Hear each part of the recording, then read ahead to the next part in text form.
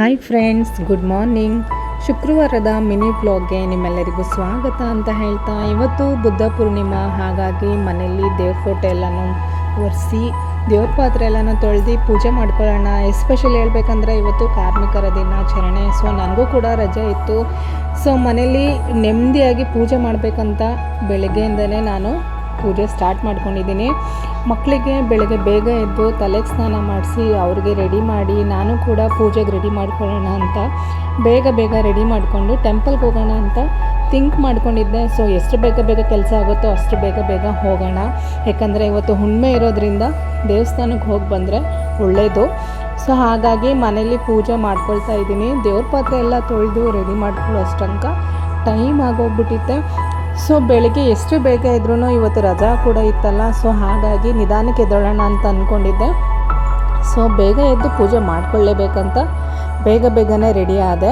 So ಇವಾಗ already time 9 ಗಂಟೆ ಆಗಿದೆ. ಸೊ ಪೂಜೆ ಎಲ್ಲ ಮಾಡಿ ಮುಗಿಸ್ತಾ ಇದ್ದೀನಿ. ಇವತ್ತು ಪೂರ್ಣಿಮಾ ಅಂದರೆ ಬುದ್ಧ ಪೂರ್ಣಿಮಾ ಇರೋದ್ರಿಂದ ನನಗೆ ಎಸ್ಪೆಷಲಿ ರಜೆ ಸಿಕ್ಕಿರೋದ್ರಿಂದ ಪೂಜೆ ಮಾಡ್ಕೊಳ್ತಾ ಇದ್ದೀನಿ. ಇಲ್ಲ ಅಂತನೋದಾದರೆ ಜಸ್ಟ್ ಹೂವು ಹಾಕಿ ಪೂಜೆ ಮಾಡ್ಕೊಳ್ತೀನಿ. ಯಾಕಂದರೆ ನಿಮಗೆ ಗೊತ್ತು, ಬೆಳಗ್ಗೆ ಹೋಗೋ ಟೈಮಲ್ಲಿ ನನಗೆ ಇಷ್ಟೆಲ್ಲ ಪೂಜೆ ಮಾಡೋ ಅಷ್ಟು ಟೈಮ್ ಸಿಕ್ಕಲ್ಲ ಅಂತ. ಸೊ ಪೂಜೆ ಎಲ್ಲ ಮಾಡಿ ಮುಗೀತು. ಇನ್ನು ತಿಂಡಿಗೆ ಅಂತ ಹೇಳಿ ಇವತ್ತು ಒಟ್ಟಿಗೆ ಅಡುಗೆ ಮಾಡ್ಕೊಂಡ್ಬಿಡ್ತೀನಿ. ಸೊ ಬೆಳಗ್ಗೆ ತಿಂಡಿ ಜೊತೆಗೆ ಮಧ್ಯಾಹ್ನ ಸಾಂಬಾರು ಕೂಡ ಮಾಡ್ಕೊಳ್ತಾ ಇದ್ದೀನಿ. ಬೇಳೆ ಮತ್ತು ಒಂದು 4 ರಿಂದ 5 ಕಾಯಿ ಟೊಮೊಟೊ ಜೊತೆಗೆ 1-2 ಹಣ್ಣು ಟೊಮೊಟೊನ ಹಾಕ್ಕೊಂಡು ಒಂದು 3 ರಿಂದ 4 ವಿಷಲ್ನ ಕೂಗಿಸ್ಕೊಂಡ್ಬಿಡ್ತೀನಿ. ಅಷ್ಟರಲ್ಲಿ ಕಾಫಿ ಮತ್ತು ಮಕ್ಕಳಿಗೆ ಹಾಲನ್ನ ಕೊಡೋಕ್ಕೆ ರೆಡಿ ಮಾಡ್ಕೊಳ್ತಾ ಇದ್ದೀನಿ. ಕಾಫಿ ಕುಡಿಲೇಬೇಕು, ಯಾಕಂದರೆ ಬೆಳಗ್ಗೆ ಎದ್ದ ತಕ್ಷಣ ಕುಡ್ದು ಅಭ್ಯಾಸ ಇರೋದ್ರಿಂದ ಆಗಿಲ್ಲ ಇವತ್ತು. ಸೊ ಪೂಜೆ ಎಲ್ಲ ಆದ ನಂತರ ಕಾಫಿ ಮಾಡ್ಕೊಂಡು ಕುಡಿದು ಸೈಡಲ್ಲೇ ಆಲ್ರೆಡಿ ನಾನು ಬೇಳೆ ಕೂಗಿಸಿಟ್ಕೊಂಡಿದ್ದೀನಿ. ಜೊತೆಗೆ ಅನ್ನನೂ ಮಾಡಿ ಇಟ್ಕೊಂಡ್ಬಿಟ್ಟಿದ್ದೀನಿ. ಇವತ್ತು ತಿಂಡಿಗೆ ಅಂತೇಳಿ ಪುಳಿಯೋಗರೆ ಮಾಡ್ಕೊಳ್ತಾ ಇದ್ದೀನಿ.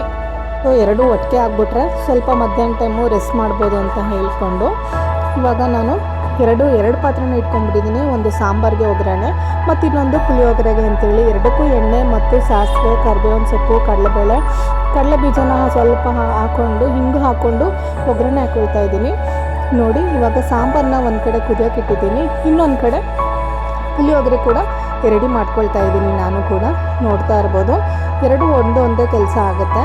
ಸೊ ಇವತ್ತು ರಜೆ ಇರೋದ್ರಿಂದ ಬೆಳಗ್ಗೆ ತಿಂಡಿ ಮಧ್ಯಾಹ್ನ ಊಟಕ್ಕೂ ಕೂಡ ರೆಡಿ ಮಾಡ್ಕೊಳ್ತಾ ಇದ್ದೀನಿ. ಹುಣ್ಣಿಮೆ ಇರೋದ್ರಿಂದ ಯಾವುದೇ ರೀತಿ ನಾನ್ ವೆಜ್ ಮಾಡಲ್ಲ ನಾನು ಕೂಡ. ಪುಳಿಯೋಗರೆಗೆ ಆಲ್ರೆಡಿ ನಾನು ರೆಡಿ ಎಲ್ಲ ಆಗಿದೆ. ಜೊತೆಗೆ ಕೊನೆಯಲ್ಲಿ ನಾನು ಒಂದು 2 ರಿಂದ 3 ಟೇಬಲ್ ಸ್ಪೂನ್ ಆಗೋಷ್ಟು ಬೆಲ್ಲನ ಹಾಕ್ಕೊಳ್ತಾ ಇದ್ದೀನಿ. ಬೆಲ್ಲ ಹಾಕ್ಕೊಂಡ್ರೆ ಅಷ್ಟೇ ಕೂಡ ಟೇಸ್ಟಿಯಾಗಿ ರುಚಿಯಾಗಿರುತ್ತೆ. ನೀವು ಕೂಡ ಟ್ರೈ ಮಾಡಿ ಅಂತ ಹೇಳ್ತಾ ಇವಾಗ ಸಾಂಬಾರು ಕುದೀತಾ ಇದೆ. ನಾನಿಲ್ಲಿ ರಸಮ್ ಪೌಡರ್ನ ಹಾಕ್ಕೊಳ್ತಾ ಇದ್ದೀನಿ. MT ರಸಮ್ ಪೌಡರ್ನ ಯೂಸ್ ಮಾಡ್ತಾ ಇದ್ದೀನಿ. ಇವಾಗ ಟೊಮೊಟೊ ನೋಡಿ ಹಾಗಾಗಿ ಇದೆ ಅಲ್ವಾ, ಸೊ ಅದನ್ನು ಸ್ಮ್ಯಾಶ್ ಮಾಡ್ಕೊಳ್ಳೋದಕ್ಕೆ ಒಂದು ಪಾತ್ರೆಗೆ ಹಾಕ್ಕೊಳ್ತಾ ಇದ್ದೀನಿ.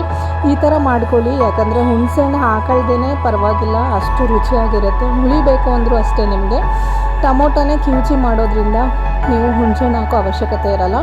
ನಾನು ಒಳ್ಳೆ ದೇವಸ್ಥಾನಗಳಲ್ಲಿ ಕೊಡ್ತಾರಲ್ಲ ಆ ಥರ ಸಾಂಬಾರನ್ನ ಮಾಡ್ಕೊಳ್ತಾ ಇದ್ದೀನಿ. ಇದಕ್ಕೂ ಅಷ್ಟೇ ಒಂದು 4 ರಿಂದ 5 ಟೇಬಲ್ ಸ್ಪೂನ್ ಆಗುವಷ್ಟು ಬೆಲ್ಲದ ಪುಡಿನ ಹಾಕ್ಕೊಳ್ತಾ ಇದ್ದೀನಿ. ಸಾಂಬಾರು ಒಂದು 2 ರಿಂದ 3 ನಿಮಿಷ ಕುದೀಲಿ. ಅಷ್ಟರಲ್ಲಿ ನಾನು ಕೊತ್ತಂಬರಿ ಸೊಪ್ಪನ್ನು ಹಾಕ್ಕೊಂಡಿದ್ದೀನಿ. ಇವಾಗ ಗೊಜ್ಜು ರೆಡಿಯಾಗಿದೆ. ಅನ್ನ ಕೂಡ ಮುಂಚೆನೇ ಹೇಳ್ದಂಗೆ ಮಾಡಿ ಇಟ್ಕೊಂಡಿದ್ದೆ. ಸೊ ಸಾಂಬಾರು ಕೂಡ ಕುದ್ದಿದ ತಕ್ಷಣ ರೆಡಿ ಆಗಿಬಿಡುತ್ತೆ. ಅಷ್ಟರಲ್ಲಿ ನಾನು ಕೂಡ ಪುಳಿಯೋಗರೆಗೆ ಅನ್ನ ಕಲಸಿಟ್ಕೊಳ್ತಾ ಇದ್ದೀನಿ. ನೋಡಿ, 2 ಕೆಲಸ ಬೇಗ ಆಗೋಯ್ತು. ಇವತ್ತು ಫ್ರೀ ಇದ್ದರೆ ಏನು ಬೇಕಾದ್ರೂ ಮಾಡ್ಬೋದು. ಈ ಕೆಲಸಕ್ಕೆ ಹೋಗಬೇಕು ಅಂತಂದಾಗ ನಮಗೂ ಕೂಡ ಅಷ್ಟೇ ಗಮನ ಇರಲ್ಲ ಕೆಲಸ ಮಾಡಬೇಕಂದಾಗ. ಇವತ್ತಿನ ದಿನ ಮುಗೀತು. ಸೊ ಇನ್ಮೇಲೆ ಏನಿದ್ರೂ ನಾನು ಕೂಡ ರೆಸ್ಟ್ ಮಾಡಬೇಕು ಅಂತ ಹೇಳ್ತಾ ತಿಂಡಿ ಹಾಕ್ಕೊಳ್ತಾ ಇದ್ದೀನಿ. ಸಮಯ ಈಗ ಆಲ್ರೆಡಿ 11 o'clock ಆಗೋಯಿತು. ಇವತ್ತಿನ ವ್ಲಾಗ್ ನಿಮ್ಮೆಲ್ಲರಿಗೂ ಇಷ್ಟ ಆಗಿದೆ ಅಂತ ತಿಳ್ಕೊಳ್ತೀನಿ. ಇಷ್ಟ ಆಗಿದರೆ ದಯವಿಟ್ಟು ನನ್ನ ಫೇಸ್ಬುಕ್ ಐಡಿನ ಫಾಲೋ ಮಾಡಿ, ಜೊತೆಗೆ ನನ್ನ ಯೂಟ್ಯೂಬ್ ಚಾನಲ್ನ ಸಬ್ಸ್ಕ್ರೈಬ್ ಮಾಡಿ ಅಂತ ಹೇಳ್ತಾ ಥ್ಯಾಂಕ್ ಯು.